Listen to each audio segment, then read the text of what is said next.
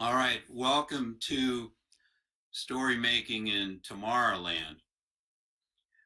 Tomorrowland is a way I look at doing storifying your leadership.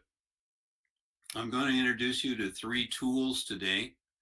One is called Tomorrowland, and it's way I look at ensembles of leaders. So it's many leaders in an organization.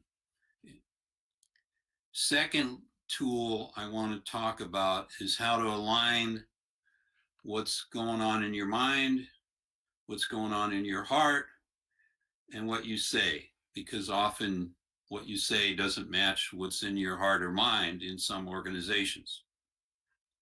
The third tool is brought to you by the Russian scholar Mikhail Bakhtin. And I'm a Mikhail Bakhtin scholar myself. I follow his teachings in what's called dialogism. Dialogism means many people, each with their own voice, together making a story or storifying. And it's this notion of an ensemble of leaders that's my main point today, and how it works in what I call Tomorrowland theater.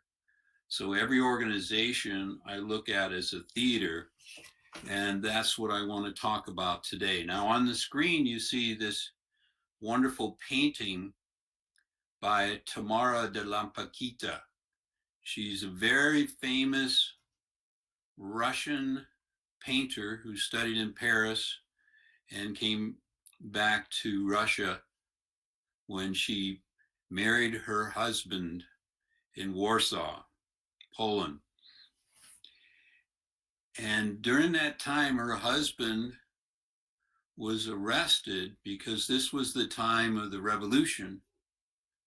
And so in 1918, Tamara had to trade her body to get her husband out of prison because this was the rise of Stalin. So I'm talking about a period of history here in which Tamara de Lampakita lived in Russia and in Italy, back and forth, and a time in which the play that's also called Tamara happened in 1924, the setting of the play. And I use this notion of Tomorrowland as the theater of organizations and its storytelling and its leadership. So I hope that gives you a little bit of introduction to the 3 main tools and how the word Tamara refers to this painter. This is her self-portrait sitting in a Bugatti. And if you had this painting, you would be worth several $1 million. And the play itself, written by John Krisnek, which is also called Tamara, that I attended. And based on that, I wrote an article called Tomorrowland. And you might notice the situation of Tomorrowland is like Disneyland. And that's because the article was all about the storytelling of leadership in Disneyland. So with that, I'm going to go to the second slide. Let's see how I do that. Yeah, wow, this works. I'm so happy. So this is the second leader in our situation. First leader is Tamara de Lampakita. The second leader here is Gabriele D'Annunzio.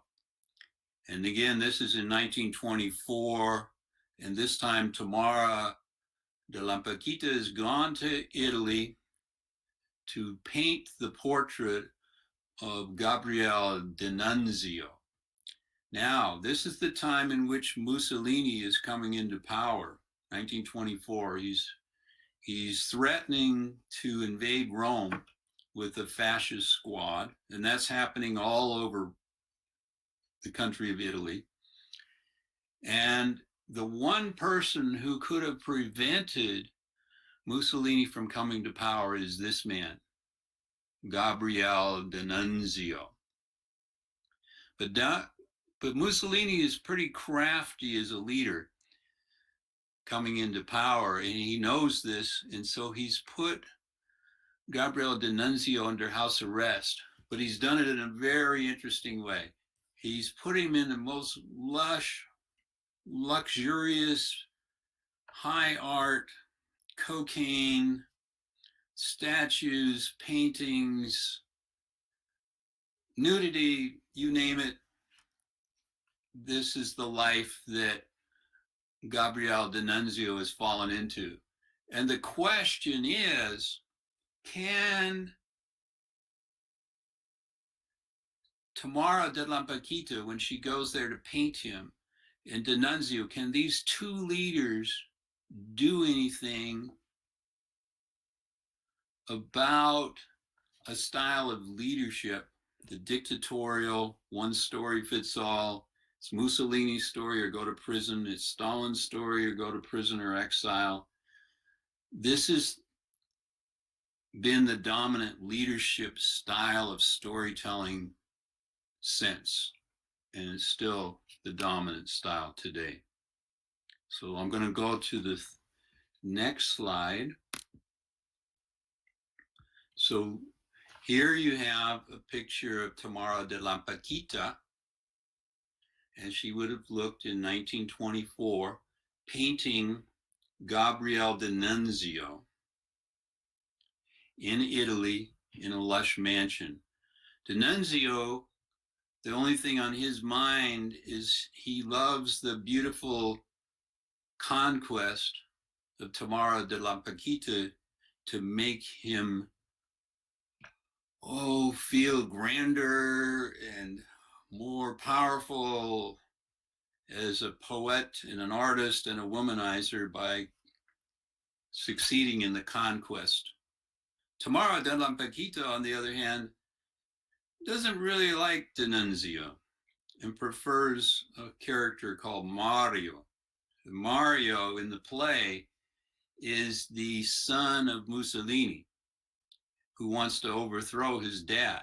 So you start to see the leadership intrigue in the theater of leadership and in the ensembles of leaders, in the give and take that's happening. Now keep in mind that Bakhtin is about the same age as you see here of Tamara. He was born a couple of years different, died about the same time as Tamara de Lampaquita. Both are Russians, and both are leaders. So what is going on here is Mikhail Bakhtin believes that a leader should intervene in a situation.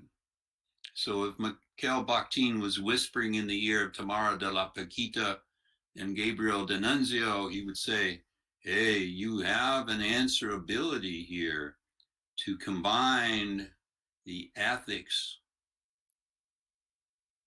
of intervention, because you are here in the once occurrent event of being in which you could make a difference to what happens. And that's the main point of what I'm talking about today, is Mussolini is betting that D'Annunzio and Tamara will just fall into the lap of decadence, deception, and that the spies that Mussolini has in that mansion will keep everybody in check. So that's a little bit of background on Tamara de Lampaquita, the leader in the arts movement, but also at a time in history where she could intervene.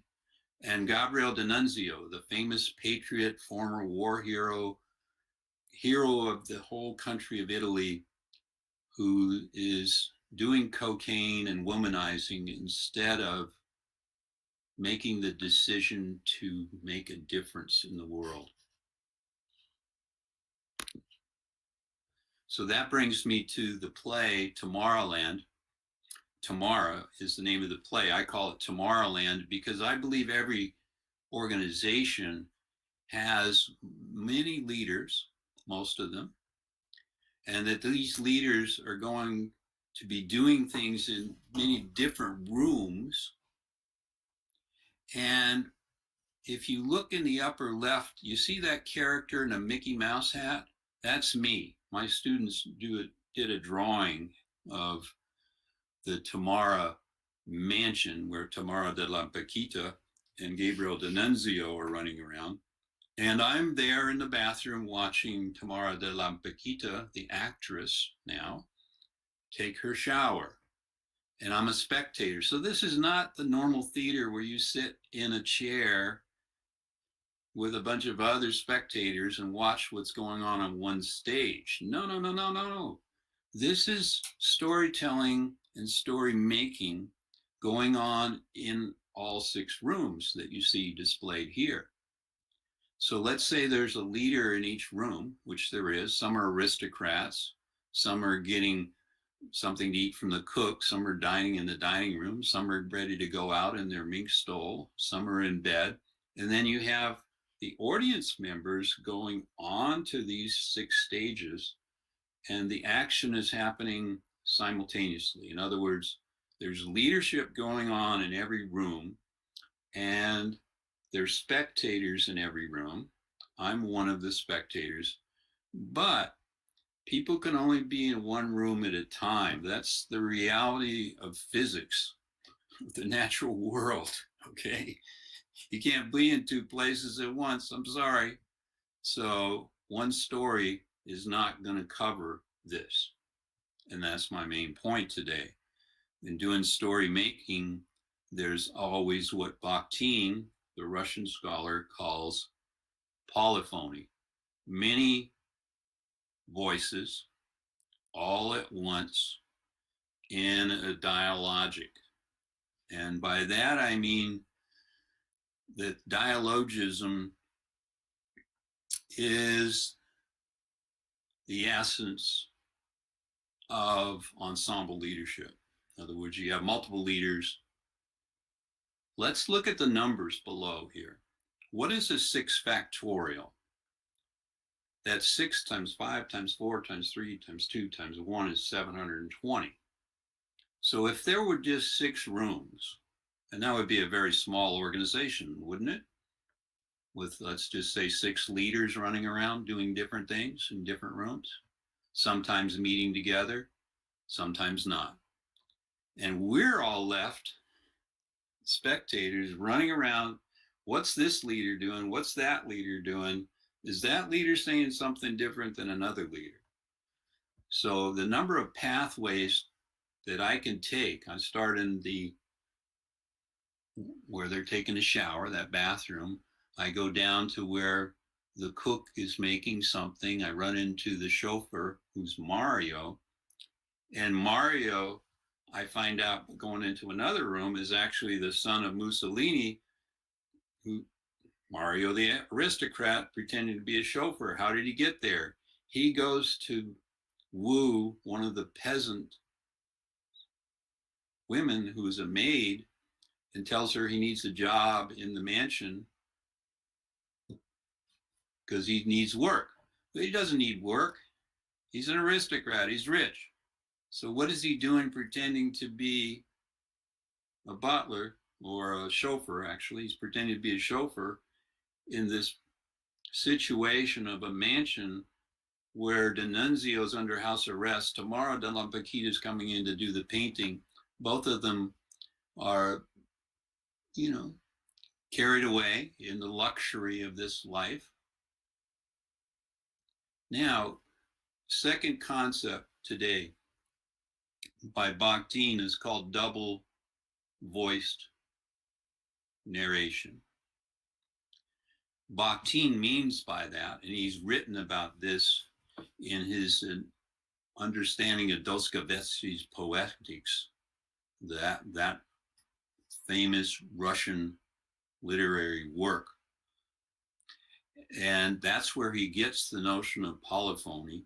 That's where he gets his inspiration. Where is justice and truth in this ensemble of leadership? That's the question that Bakhtin keeps asking. Who is the leader that's going to be answerable in the once occurrent event of being and make a difference? If none of these leaders are going to make a difference, and keep in mind there are secret police running around this mansion keeping an eye on D'Annunzio and Tamara, because if they are going to make a move, Mussolini wants to know about it right away so he can put an end to it, because he wants to come into power over all of Italy. Right now, in 1924, he doesn't. So I hope that's a little bit of background. Let me explain this second number before we move on. 12 rooms.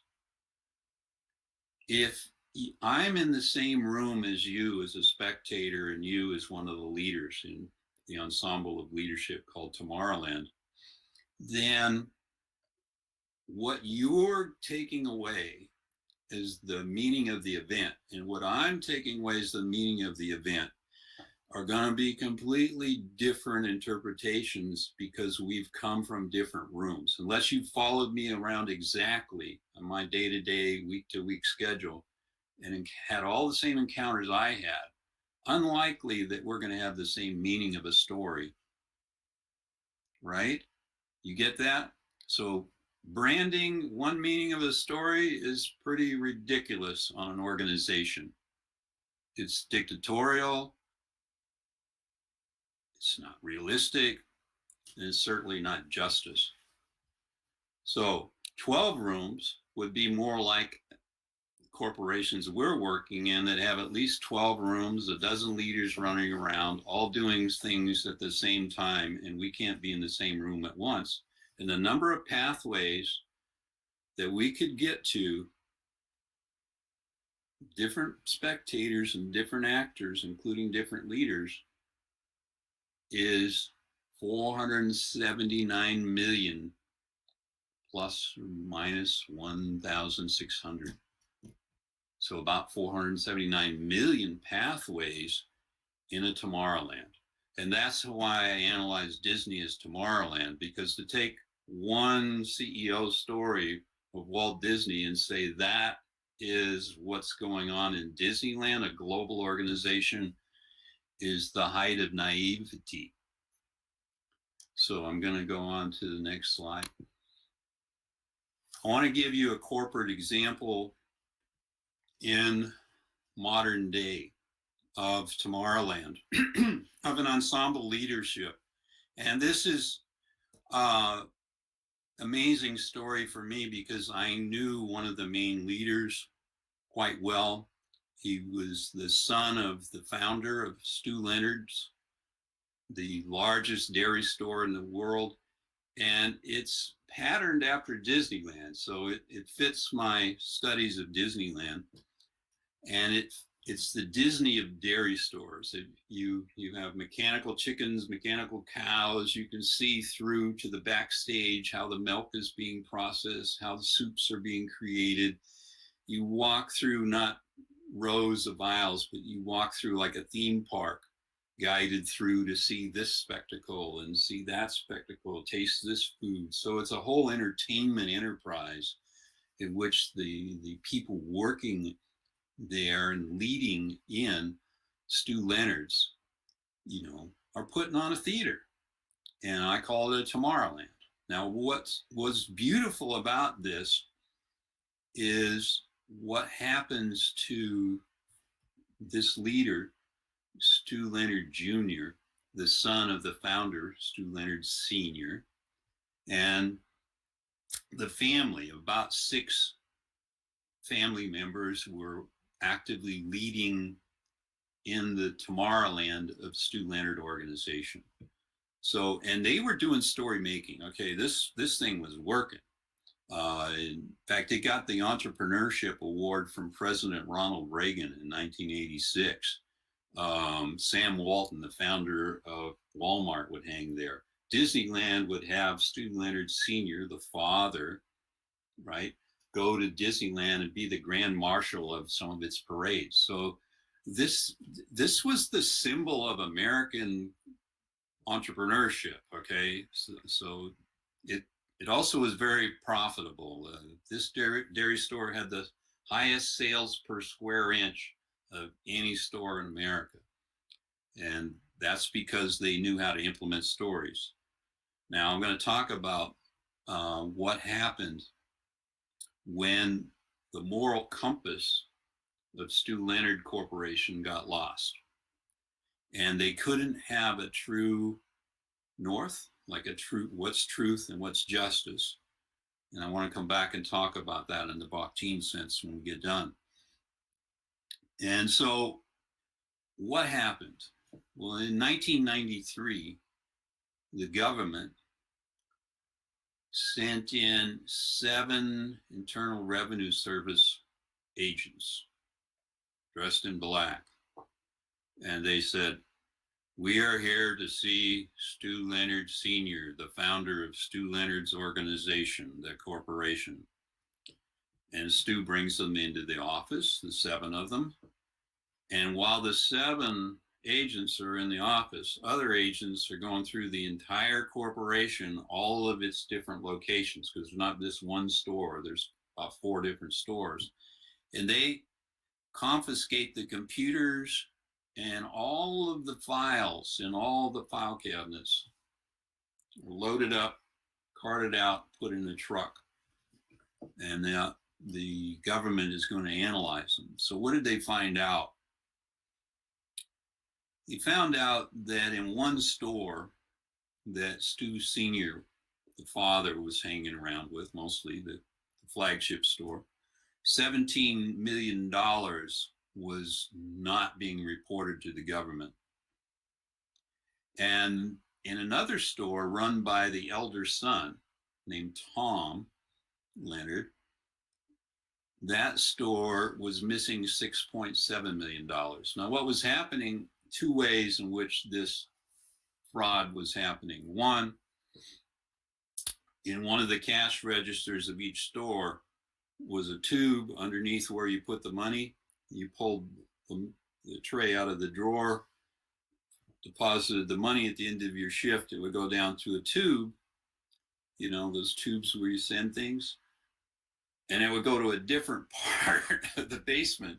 And the other money from the other registers would go to what's getting reported. So like 1 out of every 8 registers in each store, that money was not reported and not given in to be taxed by the government. So this became a huge scandal in the United States because, you know, the likes of Tom Peters, all kinds of people and celebrities were frequenting Stu Leonard's as the model of ensemble leadership. So what happened? Well, Stu Sr. was sentenced to 54 months in prison with the following deal. And the son, the elder son, Tom, flew away, fled to England, where he still is, and is still owing the government $6.7 million. Stu Sr. sat down with the IRS, the Internal Revenue Service government, and said, "Okay, I will take the rap for the whole thing.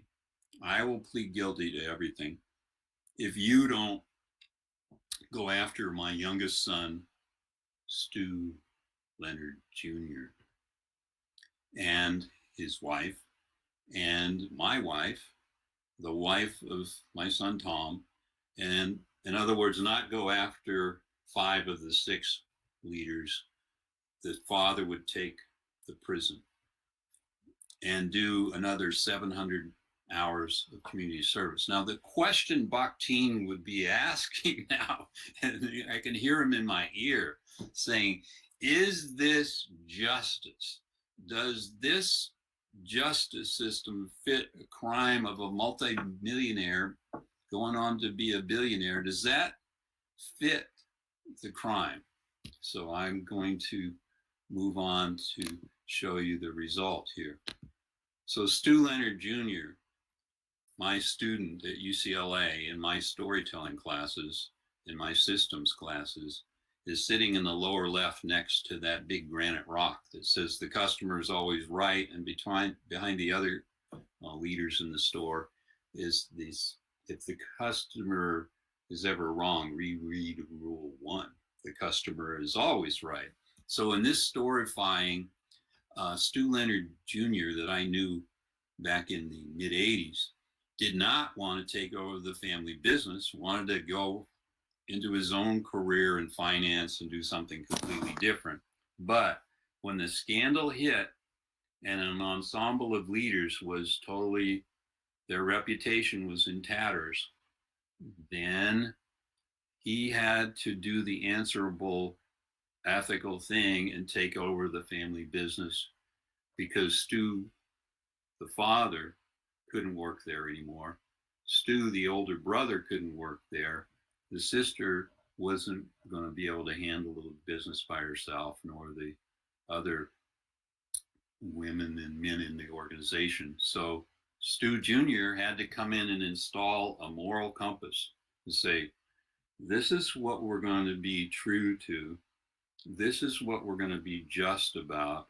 This is what good practice is in our storytelling. And that's to have a story meeting every morning with all the leaders of the organization, all of its managers, and to do the dialogism that Bakhtin talks about, everybody standing in their own voice and looking at what's happened, looking what the customers are suggesting, not your usual suggestion box. This is nothing like corporate America as you would know it. This is actually taking every customer, vendor, every employee idea seriously and actually saying, let's implement this. Let's do it. Let's say yes to it, not let's say no to it. So do you understand the difference between an ensemble leadership in which has a moral compass of truth, justice, the good and the beautiful way to do things? All right. And a moral compass, like I was talking about with Tamara da Lampaquita in Mussolini land with D'Annunzio, and the time she was in Russia when her husband was in prison in the Stalinist era. Whoa, these are very different ensembles of leadership that either have a moral compass or they dare not have any compass different than what the one leader says should be happening. So I hope that is somewhat clear, and I want to just give an appreciation to the translators. So the second tool I promised you is how in Tomorrowland, alignments. What is the mind saying is an internal dialogue. And we know now the heart also is saying something, and these may not be in alignment. And are my mind and my heart in alignment with what I am speaking? And this is what I have a lot of training in helping people get these alignments to happen. But if you're working in an organization with a command and control leader where one story is the only story that's going to be true in a regime of truth, and justice is what the CEO says is justice, then maybe you're somewhat timid about aligning your mind, your heart, and your speech.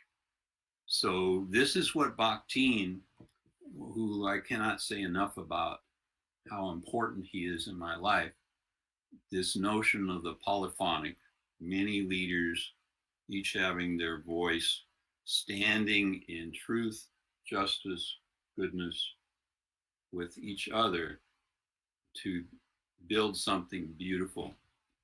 And that's what Stu Leonard organization that I talked about was able to do.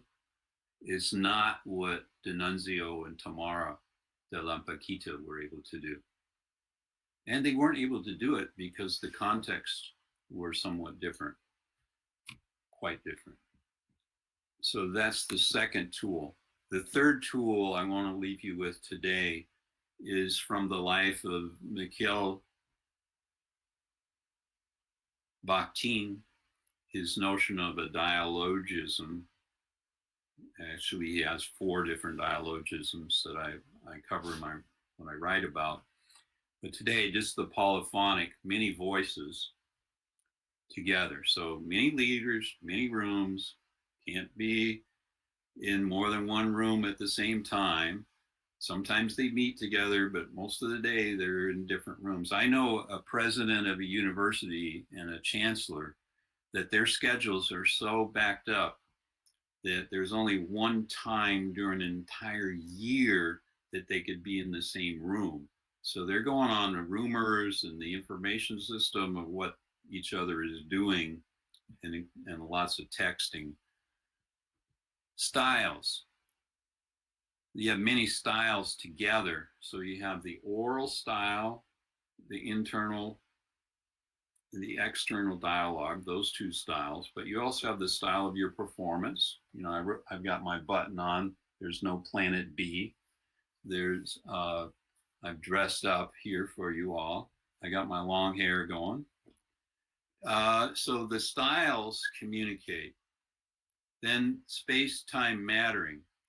So I'm not one that buys into knowledge management. I buy into, with Bakhtin, who was inspired by Einstein, that there's a space-time that's inseparable, and there's many space-time understandings that are going on, and the mattering. So now in modern day, we say space-time mattering are inseparable. And in our systems of answerability, if we are just having mind systems of stakeholders and we're not down into the answerability of truth, justice, goodness, and the beautiful, and we're not willing to intervene, if we're only bystander leaders, then we got some problems. So all of the together telling, what Grace Ann and I, Rosile, who's talking next, call together telling of the ensembles of leadership, is about ethics. It's about the mind, the heart, and what we say, getting into alignment. But it's also about context, because sometimes that is just not possible without fear of life. So let's just wrap it up here. Inspired by the true story, John Krishnak, the playwright, put on a theater production starring the character Tamara de Lampaquita and Gabriel D'Annunzio, and he let the audience go on stage and be voyeurs, along with the other spies, the aristocrats, in a Mussolini mansion set in Italy, very plush. Cocaine, sex, intrigue, drama, but not a lot of truth or justice. So that's was my point today, that leadership is theater, and ensembles of leadership is what we could be studying, not just what one leader wants to brand in one organization as the story of the organization, because such things are ridiculous. So if we want to look at tribal wisdom, we look at our context of nature and what ensemble leaderships are doing. And since we are embodied beings with a body that is nature, we have the ability to sense an alignment with nature. And that's what we get to in true storytelling, is how to be dialogical, how to find a moral compass, what's true, what's good, what's justice, what is the beautiful. And then finally, the conversational storytelling book that Grace Ann and I wrote, we look at how do you get to truth? How do you, and this is based on a number of different really great people's work. Certainly Mikhail Bakhtin was very concerned with this notion of two kinds of answerabilities. The spectator who does nothing to intervene in what's going on and just is about their own ego. And the second one, which is a moral answerability to be the one person who could act in the eventness of being in space, in time, in mattering of the Tomorrowland, and actually does it. So those are the three books that I could recommend to you. And then finally, I was asked to give you links, and the True Storytelling Institute is a link. There's also a truestorytelling.blog.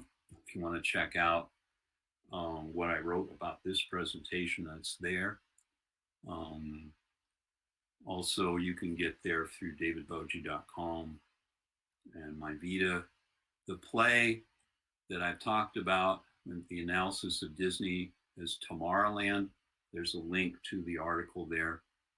And also John Krisnak, my interview with the author of the play Tomorrow is there. And good news, he's writing a new play. Now, what is so fun about the new play? And let's see. If I press this, it's just you looking at me. Okay, hi. So the new future in Tomorrowland is the following. We're now in the digital world. All of those 6 rooms I showed you in the 6-room factorial equals 720, remember that? Now they're echo chambers. Now, when I purchase something on Amazon, or I do choice of movies on Netflix, whatever you're doing in Russia, and when I do a search engine, I don't see the same list that everybody else sees, because there's algorithms that control what lists of things I see based on my movie history, my social media history. And now we're in a very complex Tomorrowland of ensembles of leading, because we're not even able to say that we're visiting the same room in the digital world. So I'm going to stop here and ask for questions and comments, and I hope you found the presentation useful with the 3 tools: Tomorrowland and dialogism. Thank you. Thank you so much, David. We are having like three minutes till the Grace Adams talk. So let me just, I just dropped several links to the chat of yours. So if you enjoyed this, you can always contact David, and Ekaterina is writing that. So that was super helpful. Let me just ask you one short question before we dive into the last question as our investigation of storytelling. So these kinds of principles of Bakhtin and the dialogism is a bit tough for leaders to understand, in terms of it's more of a philosophical view, or like it's not how, it's why it works. It's even deeper. So my question would be, where, if that sounded like something interesting, where should we start to dig deeper into that, but like split understanding? So I'm hopeful that the translators are here and they're going to be able to get this little bit of an answer. So that there's a word in Russian called Pravda, Pravda. And it's changed its meaning over the years. And I'm really happy to present to a Russian audience, because you might be the only audience that can understand this, because I'm talking about something very practical of when we can find truth. But the meaning of truth is just, making a true statement or a false statement or getting caught in a scandal or not, is not the meaning of truth that Mikhail Bakhtin is after. He's trying to recover a meaning that's in Dostoevsky's Poetics, that is about when is truth and justice, or what we now call social justice or economic justice, justice with nature, when is that happening?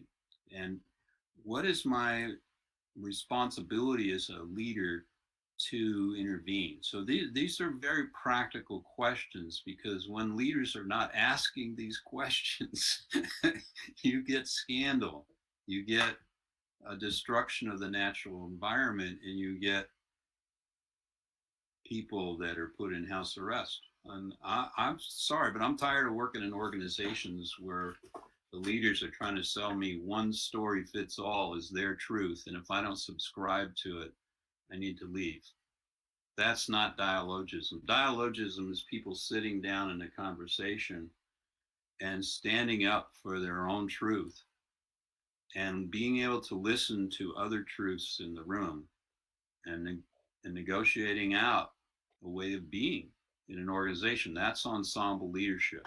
And until we get to ensemble leadership, we're going to see one disaster after another. So Yeah. it's very practical. Yeah, got it. Totally got it. So just keep asking the questions, and how you explained it now, it seems reasonable to dive into it. All right, David. Sandra will explain everything, because she's an excellent communicator. And we work together. And it's just about her turn. So we have two more questions in the chat actually, but if you can stay a bit longer in the chat and reply with yeah, typing. I'm not seeing. They are on the right, so you'll just see them after going online. Okay. So send me the questions and I'm ready. All right.